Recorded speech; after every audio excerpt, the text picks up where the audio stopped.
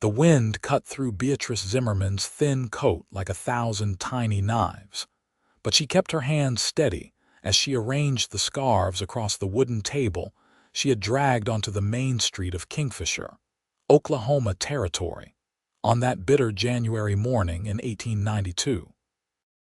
Her fingers, red and chapped from the cold, smoothed the fabric of each handmade piece, their vibrant colors a stark contrast to the gray sky overhead and the frost-covered ground beneath her boots. She had been standing in this spot since dawn, watching townspeople hurry past with barely a glance, their own scarves pulled tight against the brutal winter that had settled over the territory like an unwelcome guest. Beatrice had moved to Kingfisher 6 months ago after her father died, leaving her with nothing but debts, and the skills her mother had taught her before consumption took her, when Beatrice was 15. Now, at 22 years old, she found herself alone in a harsh land, with only her nimble fingers and determination to keep her from complete destitution. The small room she rented above the general store cost more than she could afford, and Mrs. Henderson, her landlady, had made it clear that payment was expected by the end of the week.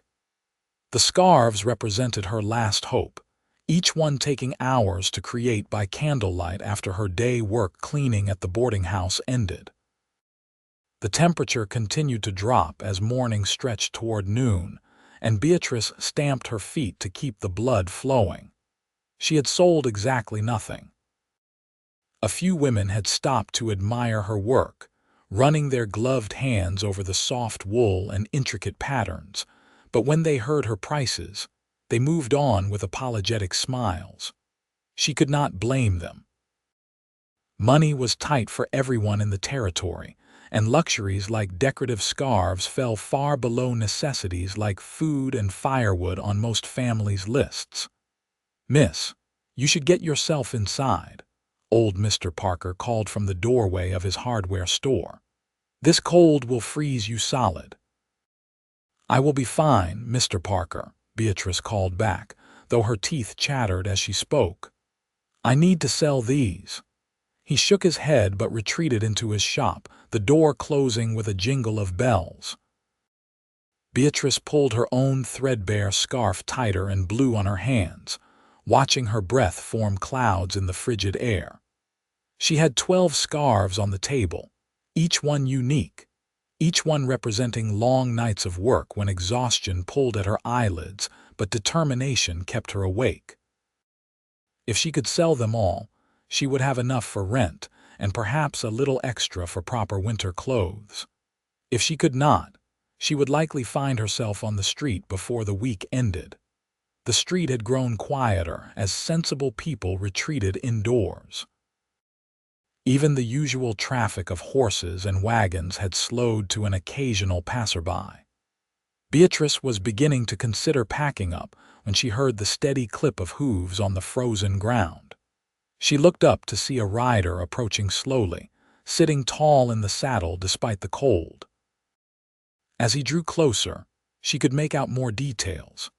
A dark horse with a white blaze on its face, a brown leather coat worn but well maintained, and a hat pulled low over the rider's face. The man guided his horse to the hitching post near her table and dismounted with the easy grace of someone who had spent most of his life on horseback. He was tall, broad-shouldered, with several days' worth of stubble darkening his jaw. When he finally looked up at her from beneath the brim of his hat, Beatrice found herself meeting a pair of startlingly blue eyes set in a weathered face that suggested he was somewhere in his late 20s. He did not speak, just nodded once in greeting before turning his attention to the scarves on her table. "Good afternoon," Beatrice said, trying to keep her voice steady and professional despite the cold. "Each scarf is $2. They are all handmade, pure wool, and the dyes are color-fast."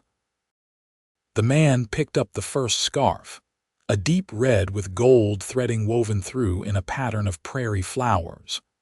His hands were large and calloused, the hands of someone who worked hard for a living, but he handled the delicate fabric with surprising gentleness.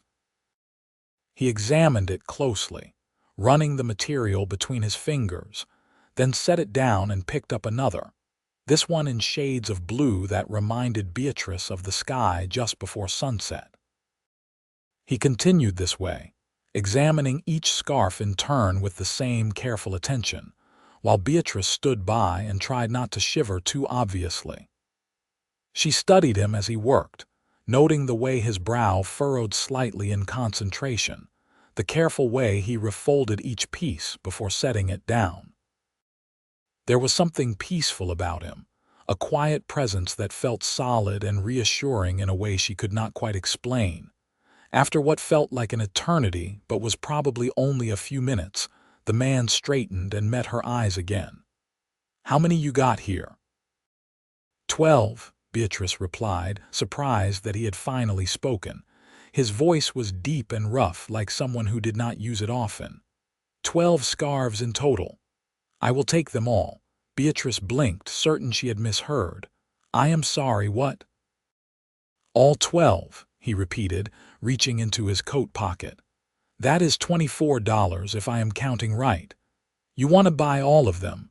Beatrice could not keep the disbelief from her voice. That is quite a lot of scarves for one person. Something that might have been amusement flickered across his face. I got my reasons. He pulled out a worn leather wallet and began counting out bills, his movements methodical and precise. Beatrice watched in stunned silence as he placed the money on her table, the bills fluttering slightly in the wind. $24. More than enough for rent with money left over for food and coal. She reached out with trembling fingers, not entirely sure this was real. I do not have anything to carry them in, she said, her mind struggling to catch up with what was happening. I did not expect to sell them all at once. I have got saddlebags, he said simply, already beginning to carefully fold the scarves. Again, she was struck by how gently he handled them, taking care not to crush or wrinkle the fabric. Beatrice quickly counted the money, her heart pounding. It was all there, every dollar. She looked up at the quiet cowboy, questions tumbling through her mind. May I ask what you plan to do with so many scarves? He paused in his folding, and for a moment she thought he would not answer. Then he said, I work at the Triple J Ranch about 10 miles north of town. We got some families out there, women and children who could use something nice. Winter has been hard. The simple kindness of it caught Beatrice off guard. She had grown accustomed to people in the territory looking out only for themselves. Yet here was this stranger spending what must be a significant portion of his wages to buy gifts for people who were not even his family. That is very generous of you, he shrugged, clearly uncomfortable with the praise. Just seemed like the right thing. You looked about frozen solid out here. He finished folding the last scarf and packed them carefully into his saddlebags, then untied his horse from the post. Wait, Beatrice said, suddenly not wanting him to leave just yet. I did not get your name. Graham Johnson. He touched the brim of his hat in a gesture that was somehow both formal and friendly. Beatrice Zimmerman. Thank you, Mr. Johnson. You have no idea what this means to me.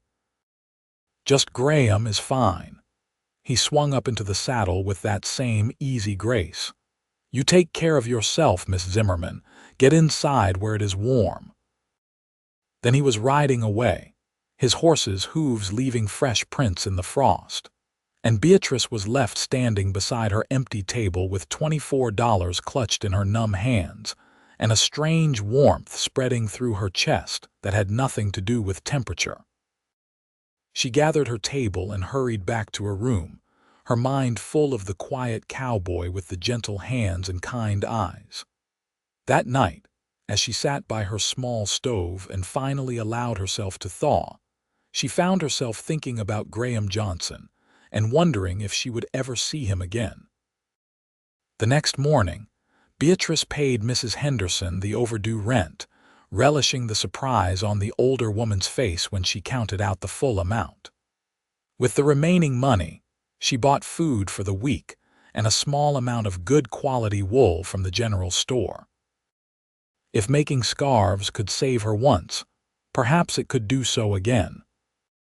She spent the next several days working on new pieces, her fingers flying across the fabric as she created patterns inspired by the Oklahoma landscape. The rolling prairies, the wide sky, the wildflowers that would bloom come spring. A week after the encounter, Beatrice was cleaning rooms at the boarding house when she overheard two ranchers talking over breakfast. "You hear about the trouble out at the Triple J?" one asked the other. "Something about fence lines, was not it?" the second replied around a mouthful of eggs. "More than that. Old man Jackson caught someone cutting his wire, trying to run off some of his horses. Had to fire a warning shot to scare them off. Sheriff is investigating, but you know how much good that will do." Beatrice felt her stomach clench. The Triple J ranch where Graham worked. She told herself it was none of her business, that she barely knew the man, but throughout the day, she found her thoughts returning to him, hoping he was safe. 2 weeks passed, then 3. Beatrice sold a few more scarves, enough to stay afloat but not enough to feel secure. She found herself looking up whenever she heard hoofbeats on the street, disappointed each time it was not Graham.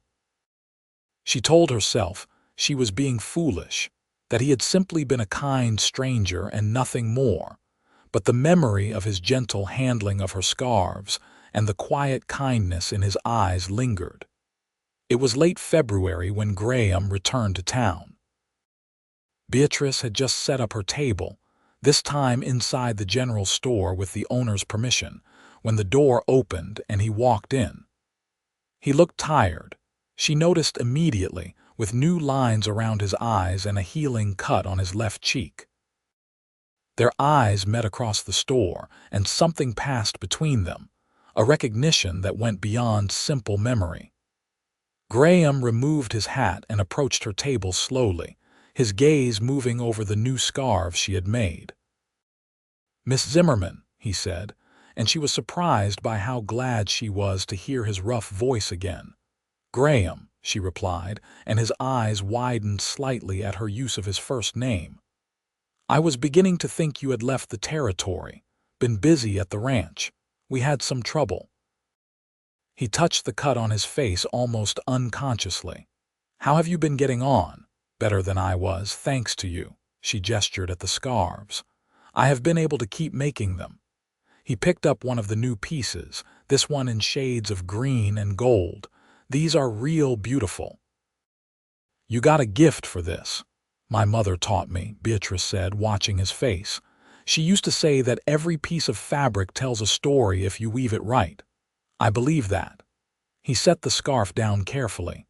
"The women at the ranch, they loved the ones I brought. Mrs. Patterson cried when I gave her one, said it was the finest thing anyone had ever given her." The warmth from that day in the freezing wind returned to Beatrice's chest. "I am glad they brought joy." They stood in silence for a moment, neither quite knowing what to say. The general store owner was watching them with undisguised interest, pretending to organize canned goods while clearly eavesdropping. "Miss Zimmerman," Graham said finally, his voice lower, "I was wondering if you might let me buy you lunch. There is a decent restaurant 2 doors down, and I figure I owe you a warm meal after making you stand in the cold that day." Beatrice felt her heart skip. "You do not owe me anything, but I would like that very much." The restaurant was small but clean, with checkered tablecloths and the smell of fresh bread filling the air. Graham held the door for her and pulled out her chair, small courtesies that touched her more than they probably should have. They ordered soup and sandwiches, and as they waited for the food, Beatrice found herself studying him more closely. "That cut on your face," she said. "Was that from the trouble at the ranch?" He touched it again, almost sheepishly. "Got in the way of a fence post." We have been repairing the sections that got cut. Someone has been trying to make trouble for Mr. Jackson, though we do not know who or why. That sounds dangerous. It can be, but it is part of the work. He paused as the waitress brought their food. I have been working ranches since I was 16. Lost my folks to fever when I was 15, and ranching was the only work I knew. Moved around some before settling at the Triple J about 2 years back. I am sorry about your parents, Beatrice said softly. I lost both of mine too. My mother when I was 15, my father last year. That is a hard thing, Graham said, his blue eyes full of understanding. What brought you to Kingfisher? My father had debts. When he died, I had to sell everything to pay them, and there was nothing left. I had an aunt who lived here, or so I thought. When I arrived, I found out she had moved to Texas a year before. By then, I did not have money to go anywhere else, so I stayed. She stirred her soup, the memories still painful. I found work cleaning and started making scarves at night. It is not much, but it is something. It is more than something, Graham said firmly. You are making your own way, and that takes courage. They talked through the meal, the conversation flowing more easily as they discovered common ground in their shared losses and determination to build new lives. Graham spoke about the ranch, the satisfaction of working with horses, the beauty of the Oklahoma landscape. Beatrice told him about her dreams of perhaps opening a small shop someday, a place where she could sell her scarves and other handmade goods. I think you could do that, Graham said when she finished. You got the skill and the determination, just need the opportunity. Opportunities are hard to come by for a woman alone, Beatrice said, then immediately wished she had not. It sounded too much like self-pity. But Graham just nodded thoughtfully. That is true, but I have seen you working in that freezing wind, and I have seen these scarves you make. You are not the type to give up when things get hard.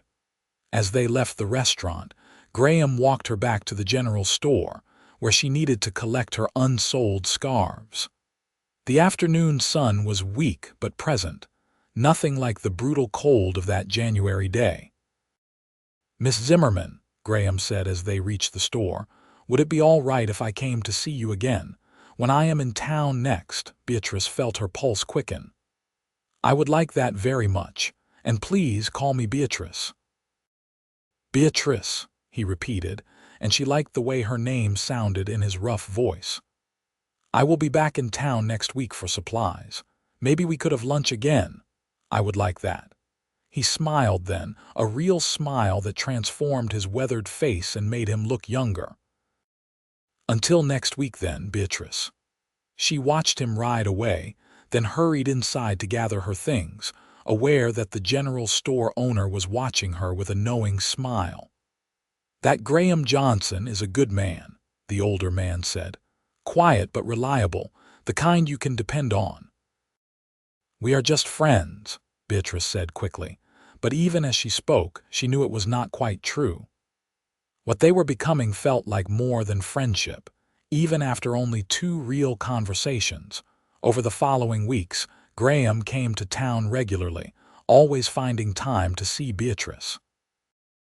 They shared meals, took walks along the main street, and talked about everything and nothing.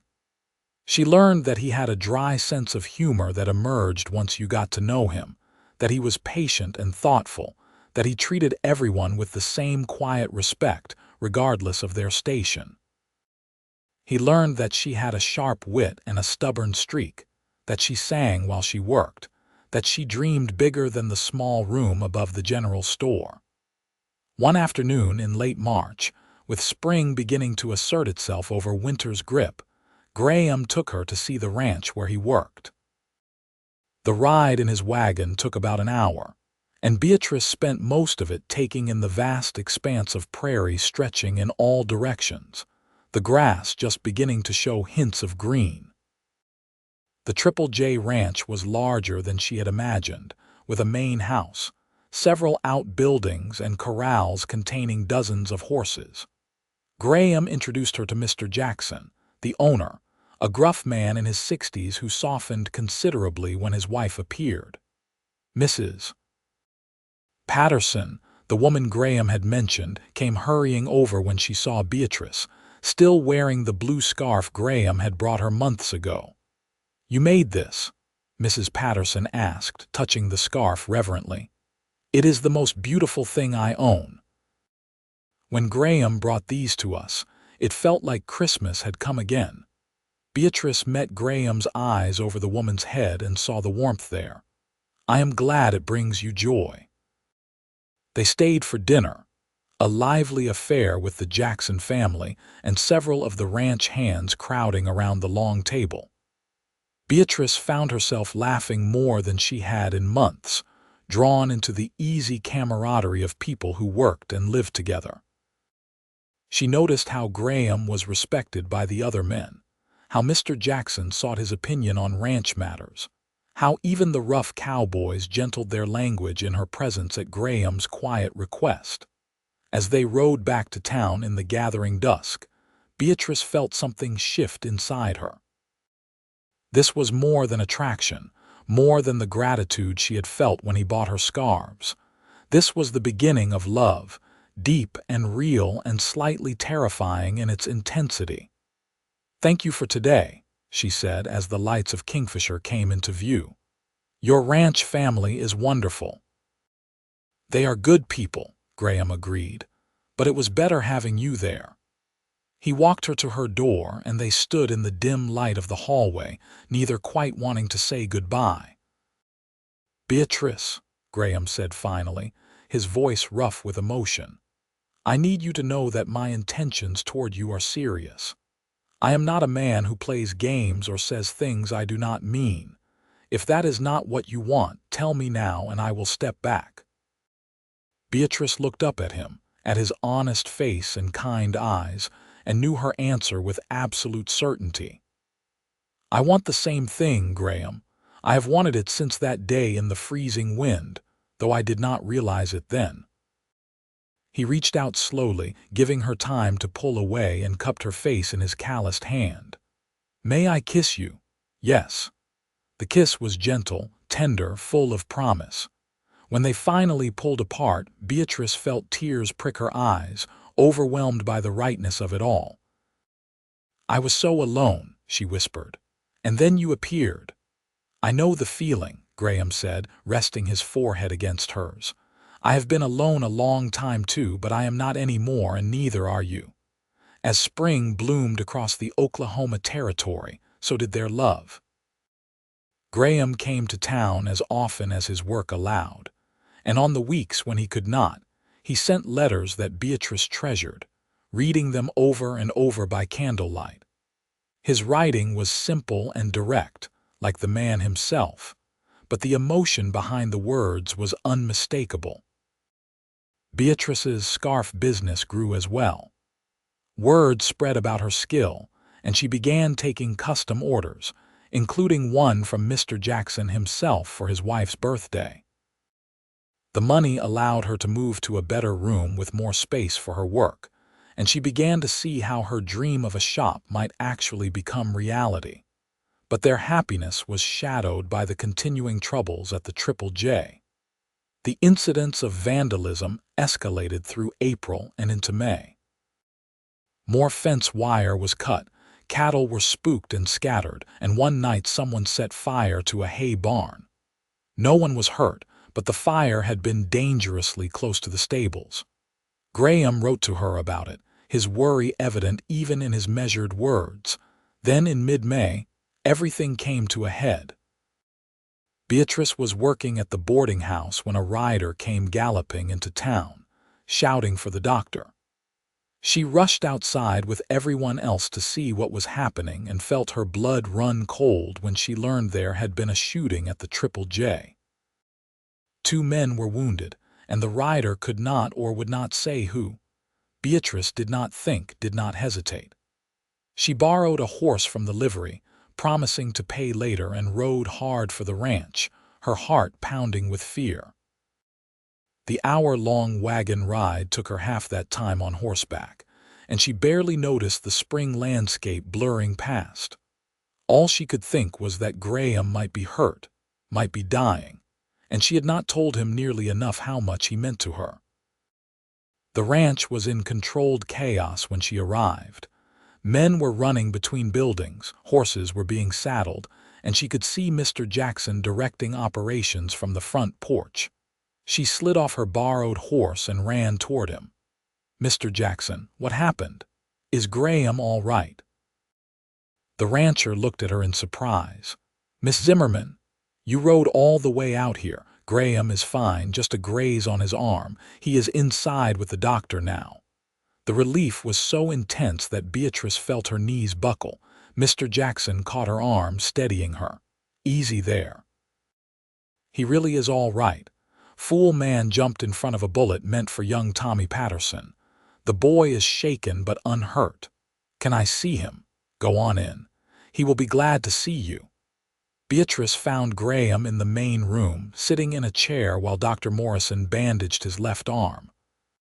His shirt was off, revealing a muscular torso marked with old scars, and there was blood on his skin, but his color was good and his eyes were clear. Those eyes widened when he saw her. "Beatrice, what are you doing here?" She crossed the room in 3 quick steps, and to the doctor's amusement and Graham's shock, threw her arms around him, mindful of his injured side. "I heard there was a shooting and men were wounded, and I thought it might be you, and I could not stand the thought of not being here." Graham's good arm came up to hold her close. "I am all right, just a scratch, but you rode all the way out here." "Of course I did." She pulled back to look at him, not caring that she was crying. "Do you think a little thing like distance would keep me away when you might be hurt?" Something fierce and tender blazed in his eyes. "I love you, Beatrice Zimmerman. Have since that day I saw you standing in the freezing wind, too stubborn to quit even though you were half frozen. I was going to tell you proper with flowers and pretty words, but I love you." "I love you too," she said, laughing and crying at the same time. "So much it scares me sometimes." "Well, this is all very touching," Dr. Morrison said dryly, "but I need to finish this bandage. Miss Zimmerman, you can hold his hand if you like, but step to the side, please." They both laughed, and Beatrice moved to Graham's right side, taking his hand and holding it tightly while the doctor finished his work. Only then did she think to ask what had happened. "We finally figured out who was behind all the trouble," Graham explained. "Fellow named Dalton who used to work here. Mr. Jackson caught him cheating at cards and fired him back in January. He has been making trouble ever since, trying to ruin the ranch. Today he came back with 2 friends, planning to steal horses. We caught them in the act and Dalton pulled a gun. He aimed at young Tommy and I moved without thinking. The bullet just grazed him," Dr. Morrison added, tying off the bandage. "He will be sore for a while and needs to keep this clean, but there should not be any lasting damage. He was lucky." "Dalton and his friends?" Beatrice asked. "Sheriff has them in custody," Mr. Jackson said from the doorway. "Caught them trying to run. This should be the end of our troubles." Over the next hour, the ranch settled back to normal. The doctor left. The hands returned to their duties, and Beatrice found herself sitting on the front porch with Graham, his good arm around her shoulders as they watched the sun begin to set over the prairie. "You could have been killed," Beatrice said quietly, "but I was not. And I would do it again to protect that boy." He squeezed her shoulder gently. "This is the life out here, Beatrice. There is risk in it. If that is something you cannot live with, I need to know now." She turned to look at him. "Are you asking me to live with it? As in, permanently?" Graham met her eyes steadily. "I do not have much to offer. I have got some savings, enough maybe to start my own small spread someday, but right now I am just a ranch hand with a horse and a saddle to my name. But I love you, and I want to build a life with you if you will have me." "Yes," Beatrice said without hesitation. "Yes, I will marry you, Graham Johnson." He kissed her then, deep and thorough, and when they finally broke apart, they were both smiling. Mrs. Jackson appeared in the doorway, took one look at them, and let out a whoop of joy that brought everyone running. The wedding was small but joyful, held in early June at the church in Kingfisher. Beatrice wore a dress she had made herself, pale blue with delicate embroidery, and carried wildflowers that Mrs. Patterson had gathered that morning. Graham wore his best clothes, his hair neatly combed and his face freshly shaved, and when he saw Beatrice walking toward him down the aisle, his eyes grew bright with unshed tears. They spoke their vows in steady voices, promising to love and honor each other through whatever hardships might come. When the preacher pronounced them man and wife, Graham kissed her with a tenderness that made several of the ladies in attendance dab at their eyes. The reception was held at the ranch, with tables set up in the yard and food enough to feed an army. Someone produced a fiddle, and there was dancing under the stars. Beatrice danced with Graham, with Mr. Jackson, with all the ranch hands who had become like family. She was breathless and laughing, happier than she had ever imagined possible. "Thank you," she whispered to Graham during a slow dance, her head resting against his chest. "For what? For buying those scarves, for seeing me when I felt invisible, for loving me." "I should be thanking you," he replied, his lips brushing her temple. "For being brave enough to stand in that freezing wind, for giving me a chance, for saying yes." They spent their wedding night in a small cabin on the edge of the ranch property, a place Mr. Jackson had offered them until they could find their own home. It was simple but clean, with a good stove and a comfortable bed, and to Beatrice it felt like a palace. Graham carried her over the threshold, both of them laughing at the tradition, and set her down gently in the main room. "Mrs. Johnson," he said, and she thrilled at the name. "I am the luckiest man in the Oklahoma Territory." "I think we are both lucky," Beatrice replied, reaching up to cup his face. "Now kiss your wife properly." He did, and the kiss deepened into something more, passion tempered with tenderness as they came together as husband and wife. Later, wrapped in each other's arms, Beatrice thought about the journey that had brought her here, from that frozen morning selling scarves to this moment of perfect happiness. The summer passed in a golden haze. Beatrice continued making her scarves, though she now worked from the cabin rather than selling on the street. Her reputation had grown enough that people sought her out, and she began teaching some of the ranch women her craft, sharing the skills her mother had given her. Graham worked long days on the ranch, but his evenings were spent with Beatrice, and their little cabin became a true home, filled with laughter and love. In August, Mr. Jackson called Graham into his office for a private conversation. When Graham emerged an hour later, he was grinning ear to ear. He found Beatrice working on a new scarf design and swept her up in his arms, spinning her around. "Graham, what has gotten into you?" "Mr. Jackson is retiring," Graham said, setting her down but keeping his arms around her. "He wants to spend more time with his wife, maybe do some traveling. He is selling me 100 acres on the north edge of his property, good grazing land with a creek running through it. Says I can pay him over time, and he will even throw in 10 horses to start our herd." Beatrice felt tears spring to her eyes. "Graham, that is wonderful. Your own ranch, our ranch," he corrected, kissing her soundly. "We will build it together. It will not be easy, and it will take years to build it into something substantial, but it will be ours." They started immediately, working every spare moment on their plans. Graham began building a small house on their land, aided by the other ranch hands on their days off. Beatrice designed the interior, planning where her workroom would be, where they would put the furniture they would gradually acquire. By the time the first snow fell in November, the house was finished, simple but sturdy, with a good roof and tight walls. They moved in on a crisp December morning, carrying their few belongings from the cabin to their new home. It was not much, just 3 rooms and a loft, but it was theirs, built with their own hands and their own determination.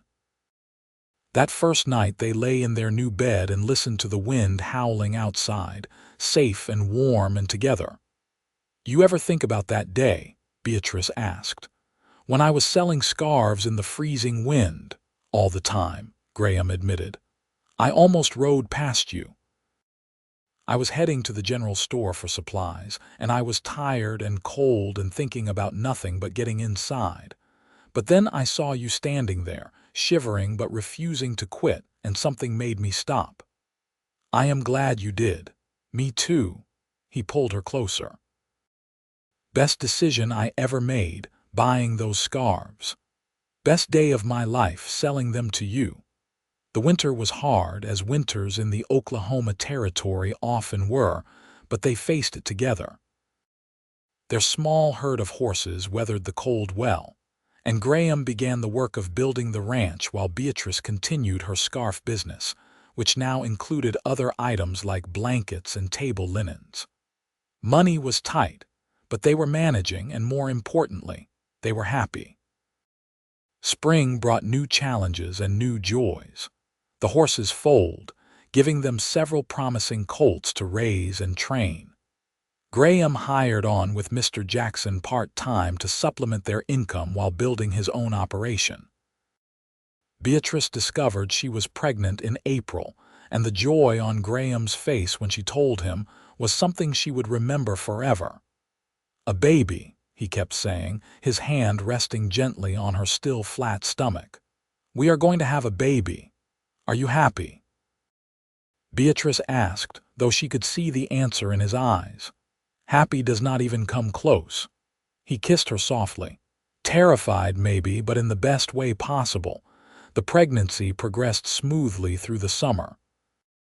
Beatrice continued her work as long as she could, her fingers flying across fabric even as her belly swelled.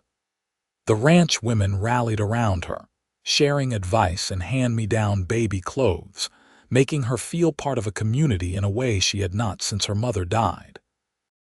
Graham became almost comically protective, worrying over her constantly and trying to prevent her from doing any work he deemed too strenuous, which was most of it. They argued about it good-naturedly, Beatrice insisting she was pregnant, not made of glass, and Graham countering that he was not taking any chances with his wife and child. In November, on a clear cold night very much like the one when they had first met, Beatrice went into labor. Graham rode hard for the midwife, while Mrs. Jackson stayed with Beatrice, talking her through the pains and wiping her forehead with cool cloths. By the time Graham returned with the midwife, Beatrice was well into labor, and he paced outside the bedroom like a caged animal, jumping at every sound. "First babies take their time," Mrs. Jackson told him kindly. "Go make yourself useful and heat some more water." Dawn was breaking when a baby's cry finally split the air. Graham burst into the room without waiting for permission and found Beatrice propped up in bed, exhausted but smiling, holding a tiny bundle wrapped in one of her own handmade blankets. "Come meet your son," she said softly. Graham approached slowly, almost reverently, and looked down at the red-faced infant in his wife's arms. The baby had stopped crying and was looking around with unfocused eyes, tiny fists waving in the air. "A son," Graham whispered, reaching out to touch the impossibly small hand. The baby's fingers wrapped around his calloused thumb, and Graham felt something break open in his chest. "He is perfect. We need a name," Beatrice said, watching her husband fall in love with their child. They had discussed names throughout the pregnancy, but now, looking at their son, Graham knew with certainty. "Benjamin, after my father. Benjamin Jackson Johnson, if that suits you." "Benjamin," Beatrice repeated, smiling down at the baby. "Hello, Benjamin. Welcome to your family." The first year of Benjamin's life flew by in a blur of sleepless nights and small milestones. The ranch continued to grow, slowly but steadily. Graham's reputation as a horse trainer spread, and people began bringing him animals to work with, providing additional income. Beatrice had to cut back on her sewing to care for Benjamin, but she did not mind. Watching her son grow and her husband blossom into fatherhood was more fulfilling than any amount of work. By the time Benjamin took his first steps, the ranch had grown to 20 horses and a small herd of cattle. They had hired their first hand, a young man named Samuel who had wandered into the territory looking for work. Graham taught him the business with the same patience he showed the horses, and Samuel proved to be a hard worker and quick learner. Beatrice watched her husband with pride, seeing him grow into the role of rancher and leader. He had always been quiet and steady, but now there was a new confidence in him, a sense of purpose that came from building something of his own. And every night, no matter how tired he was, he came home to her and Benjamin, his face lighting up when he saw them. 2 years after Benjamin was born, Beatrice found herself pregnant again. This time the pregnancy was harder, and she spent much of it tired and nauseated. Graham fretted endlessly, doing everything he could to make her comfortable, even taking over some of the household chores when she felt too ill to manage them. Their daughter was born on a spring morning in 1896, arriving fast and fierce after a short labor that barely gave them time to fetch the midwife. She came into the world screaming her displeasure at the cold air and continued to make her opinions known at high volume until Beatrice got her to nurse. "She has got your determination," Graham said, laughing as he watched his daughter nurse hungrily. "And probably your stubborn streak, too." "What shall we name her?" Beatrice asked, already in love with this fierce little person. "What about Rose, after your mother?" Beatrice felt tears prick her eyes. "You remember her name?" "Of course I do. You told me about her, how she taught you to sew, how she made you promise to always keep creating beautiful things even when life was hard. Seemed fitting to name our daughter after her." "Rose Johnson," Beatrice said softly. "It is perfect." Benjamin, now 3 years old, was fascinated by his baby sister and wanted to help with everything. He would bring her toys, try to feed her, and insist on kissing her goodnight every evening. Watching her children together, Beatrice sometimes had to pinch herself to believe this was her life, that she had gone from standing alone in the freezing wind to this abundance of love and family. The ranch continued to thrive as the century drew toward its close.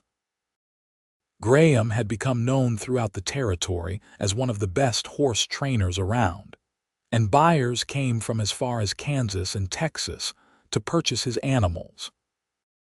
They expanded the house, adding 2 bedrooms and a proper workroom for Beatrice, who had resumed her sewing now that Rose was old enough to sleep through the night. In 1898, they received a letter from Mr. Jackson, who was living in St. Louis with his wife.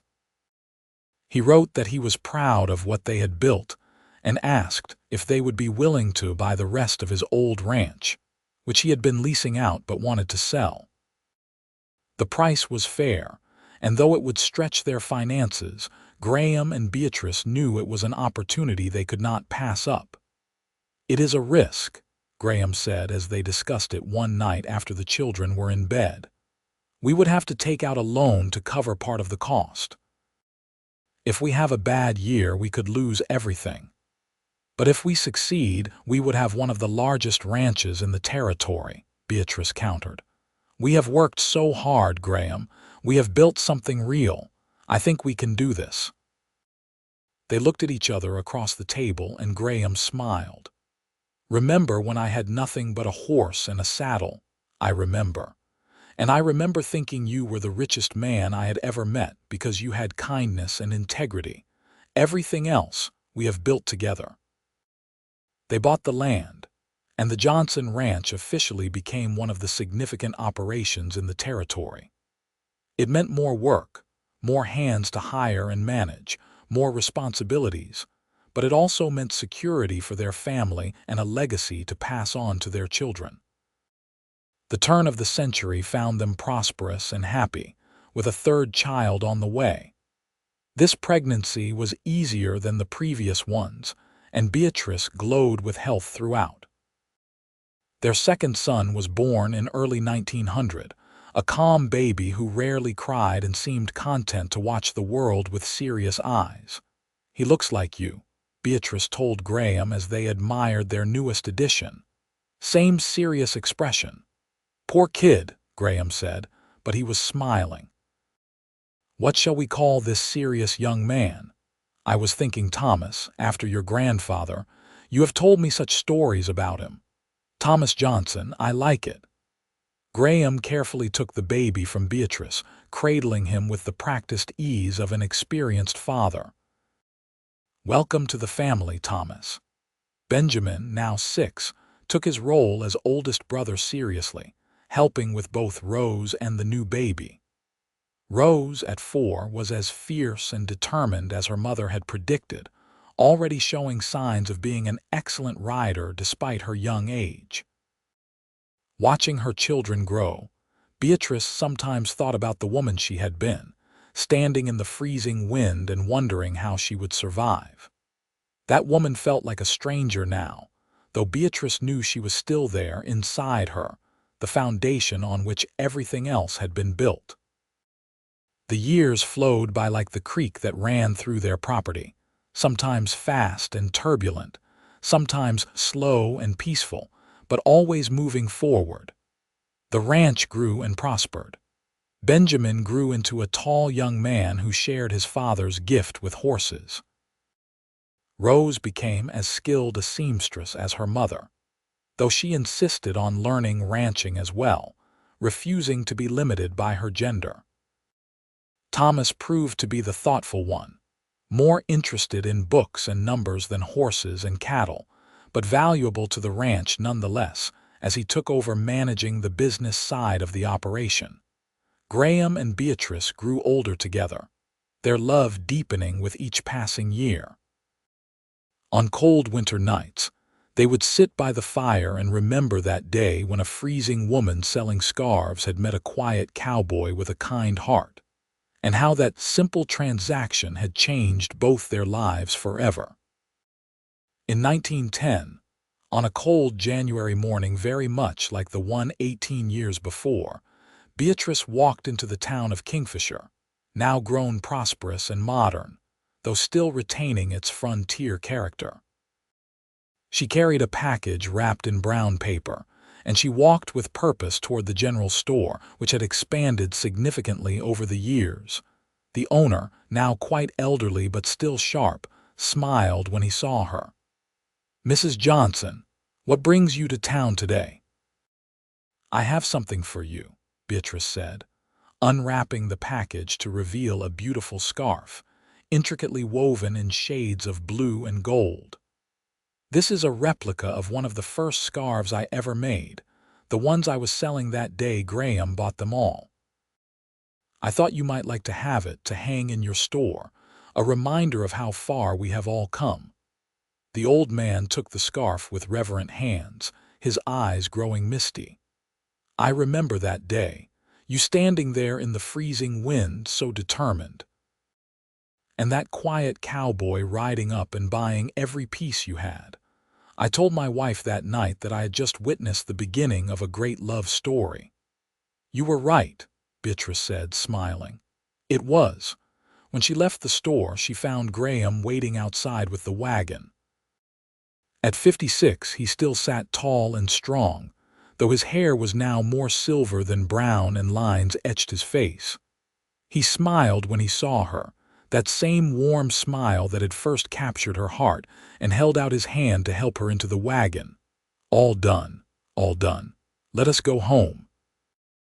They drove out of town together, past the spot where she had once stood selling scarves, past the boarding house where she had cleaned rooms to survive, past all the landmarks of those early, difficult days. The road led them north, toward the ranch that sprawled across hundreds of acres, toward the home they had built together, toward their children and grandchildren who would carry their legacy forward. "You ever regret it?" Graham asked as they drove. "All the hardship, all the struggle?" Beatrice looked at her husband, at his strong profile and gentle eyes, and felt the same flutter in her heart that she had felt that first day. "Not for one second. Every moment brought me here to you, to this life. I would stand in that freezing wind again 1,000 times if it meant meeting you." Graham pulled the wagon to a stop and turned to face her, cupping her face in his hand the same way he had that first time he kissed her. "I love you, Beatrice Johnson. Have since the moment I saw you refusing to quit even when the cold was trying to freeze you solid. Will love you until the day I die and beyond." "I love you too," she whispered, and they kissed there on the side of the road, two people who had found each other in the most unlikely circumstances and built a love that had stood the test of time and hardship. As they drove on toward home, Beatrice thought about the journey that had brought her here. She had lost everything, had found herself alone in a harsh land with nothing but her skills and her determination. She had stood in freezing wind selling scarves, barely surviving, wondering if she would make it through another day. And then a quiet cowboy had ridden up and bought them all, not because he needed scarves, but because he saw her, truly saw her, and wanted to help. That simple act of kindness had bloomed into something neither of them could have imagined, a love that had sustained them through all the challenges of building a life on the frontier. They had created a family, a ranch, a legacy, but more than that, they had created a partnership based on mutual respect and deep, abiding love. The ranch came into view, the house they had built standing strong against the Oklahoma sky. Smoke rose from the chimney, and Beatrice could see figures moving in the yard, their children and grandchildren going about the business of the ranch. Benjamin was working with a horse in the corral, his own son beside him learning the trade. Rose was on the front porch with her two daughters, teaching them to sew just as Beatrice had taught her. Thomas was in the office, likely reviewing the books and planning for the future. As they pulled up to the house, the family gathered to greet them, and Beatrice felt a surge of gratitude so intense it brought tears to her eyes. All of this, all of these people, had started with scarves sold in the freezing wind and a quiet cowboy with a kind heart. That evening, after dinner, when the whole family was gathered, Benjamin asked his father to tell the story of how he and Beatrice had met. It was a tale the children never tired of hearing, though they had heard it dozens of times. Graham looked at Beatrice, and she nodded, settling back in her chair to listen to him tell their story once more. He spoke of riding into town that frozen January day, of seeing a woman standing in the wind refusing to give up, of making the impulsive decision to buy all her scarves. He spoke of that first lunch, of falling in love slowly and then all at once, of building a life together from nothing but determination and love. The grandchildren listened with rapt attention, as they always did, enchanted by the romance of it. Beatrice watched them and thought about the lessons embedded in the story, lessons about perseverance and kindness, about seeing the value in others, about building something lasting through hard work and dedication. When Graham finished, little Sarah, Benjamin's youngest daughter, asked, "Grandma, do you still have any of those scarves?" "I have one," Beatrice said. "The very first one your grandfather ever touched, the red one with gold threading. I kept it all these years. Would you like to see it?" The children chorused their agreement, and Beatrice went to her workroom, returning with a carefully preserved scarf. It was still beautiful, the colors still vibrant despite the years, the stitching as perfect as the day she had made it. She held it up for the children to see, and in the lamplight it seemed to glow. "This scarf," she said softly, "represents everything that matters. It represents hard work and determination, because I made it when I was alone and scared but refusing to give up.